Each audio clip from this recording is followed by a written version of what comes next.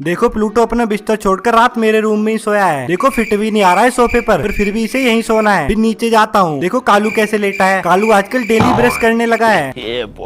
आज भैया नहीं होते हैं तो ब्लूटूथ स्पीकर को खाना खिलाने जाता हूँ। फिर इसको अपने साथ ही थोड़ा घुमा कर लाता हूँ। फिर मैं चिली पटेटो के लिए भी खाना लेकर जाता हूँ। तो दूर से मुझे देखते ही पटेटो कूदता हुआ मेरे पास आता है। फिर खाना खाकर चिली घूमने जाती है तो चिली लोटपोट होकर गिर जाती है। वो देखो ये काफी बड़ी जगह है, यहाँ आराम से घूमते फिरते रहते हैं। फिर मैं अपनी हाईबुजा लेकर बैंक में काम होता है वहाँ जाता हूँ। तो रास्ते में मुझे एम्बुलेंस मिल जाती है। देखो इसको जहाँ से सायरन बजता है वहाँ से गाने बज रहे हैं। फिर बैंक का काम खत्म करके घर को आता हूँ। घर आते ही प्लूटो पूछता है कहाँ गए थे, मुझे क्यों नहीं लेकर गए। फिर शाम को जब अपने दोस्त रैबिट से मिलने जाता हूँ तो देखता हूँ रैबिट ने मेरे बेड पर कब्जा कर लिया है और यही सूसू भी कर रखी है।